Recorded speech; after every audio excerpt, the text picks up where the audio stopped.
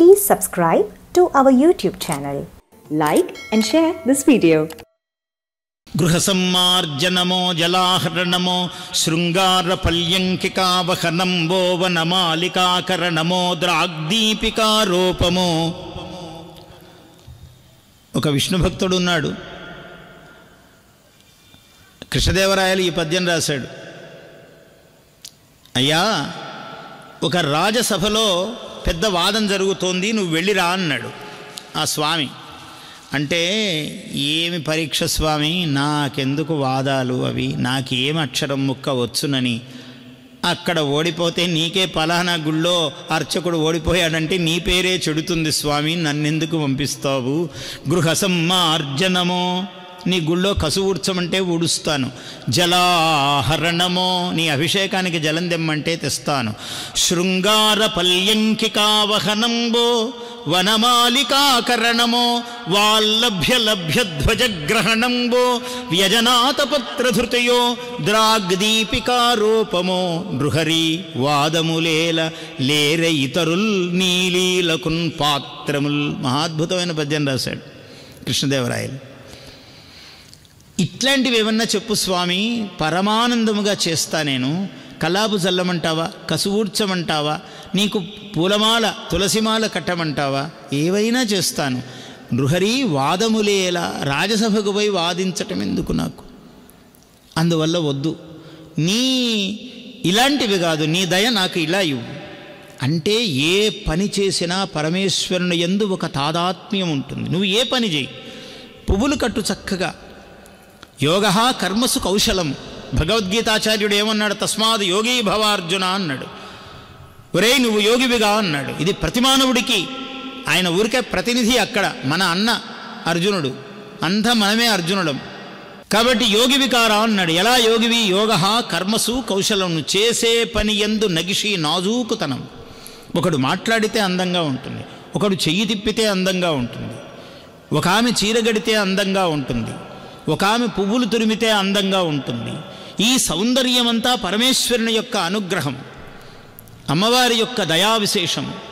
అందువల్ల ఏదో ఇంత బండెడు పూలు పెట్టుకొని, ఏదో బొట్టు పెడితే ఇంత ఇటు ఇటు అంతా ఉన్నట్టు, ఏదో చీర కడితే అలా చుట్టినట్లు, ఇది యోగము కాదు. నువ్వు చేసే ప్రతి పనిలోనూ యోగము అన్నాడు. యోగ కర్మసు కౌశలం అన్నాడు.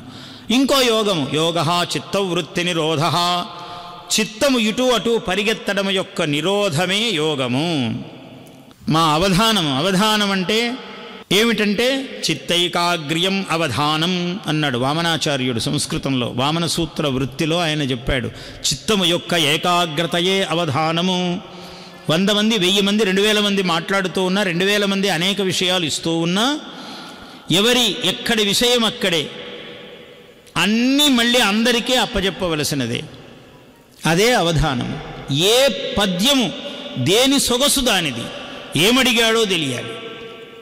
శివుడి మీద పద్యం చెప్పండి, ఏం సులభమా? ఆశువుగా శివుడి మీద చెప్పాలంటే, శివుడా ఏం చెప్పాలి? ఆయన కాలిని వర్ణించాలా, వేలిని వర్ణించాలా, గోటిని వర్ణించాలా, శిరఃకోటిని వర్ణించాలా? ఏమి వర్ణించాలి శివుడంటే? ఒక క్షణము చూస్తే ఎక్కడ పదం అందలే. ఏ శబ్దంబులు చెప్పలేనిది గదా ఈశా మహత్వంబు. ఏం స్వామి, ఏ పదం అందుకున్నా దొరకటం లేదు నాకు. కవిని కదా, మరి ఆలోచించాలి. ఆలోచిస్తూ ఒక 5 నిమిషాలు నిమిషం కూర్చోడానికి లేదు. నిమిషం నిశ్శబ్దం చాలా భయంకరం సభలో. క్షణాల్లో చెప్పాలి.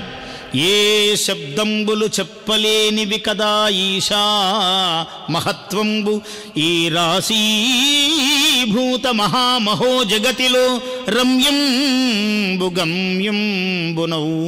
నీవే రమ్యము, నీకన్నా రమ్యం వస్తువు ప్రపంచంలో లేదు. నీవే గమ్యము ప్రతి ప్రాణికి కూడా. రమ్యంబు గమ్యంబునవు. ఆశావీధులు అంబరంబులగు. అంబరుడు, దిక్కులే అంబరములు, ఆయన వస్త్రములు పరమేశ్వరుడు.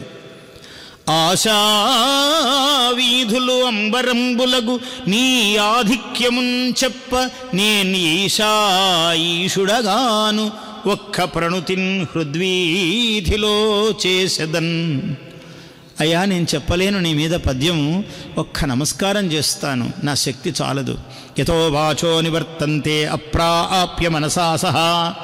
ఎక్కడి నుంచి వాక్కులు మనస్సుతో సహా ఇంకా ముందుకు వెళ్ళలేక తిరోభూతములైపోతాయో అక్కడ పరమేశ్వర తత్వము ఆవిష్కరింపబడుతుంది అన్నాడు. వేదము అంటే వచనములకు శక్తి లేదు వెళ్ళడానికి. యతో వాచ నివర్తంతే అప్రాప్య, పొందలేక మనసా సహా, మనస్సుతో కూడా అన్నాడు. కాబట్టి వాక్యం చేస్తుంది. మరి ఇంత కావ్యం ఎందుకు రాస్తున్నాడు పోతన? దారి చూపిస్తుంది, ఇలా ఇలా వెళ్ళవయ్యా అని చెప్తుంది. అంతవరకు వాక్యం పనిచేస్తుంది. దాని యొక్క స్వరూప ఆవిష్కారమే ఇదంతా కూడా. అందువల్ల ఆ మార్గము చూపిస్తుందయ్యా. అందుకని ఒక రుక్మిణీదేవి స్మరిస్తున్నది, ఈ మాట చెబుతున్నదంటే ప్రతి ప్రాణి, ప్రతి జీవుడు. ఎందుకంటే పశుపక్ష్యాదులకు ఒక భగవంతుని యొక్క విశేష అనుగ్రహము ఉంటే తప్ప, అంటే ఒక శ్రీ కాళహస్తి, ఒక ఏనుగు, ఒక సాలెపురుగు, ఒక పాము, వాటికి కూడా మోక్షం వచ్చింది కదా అంటే చాలా అరుదు. అలాంటి అనుగ్రహం ఉంటే తప్ప మానవ జీవితానికే ఇది ప్రత్యేకము, తక్కిన ప్రాణిజాలమునకు సాధారణము కాదు. అందువల్ల ఆ భక్తి అలా ఉండాలి అన్నాడు. Please subscribe to our YouTube channel. Like and share this video.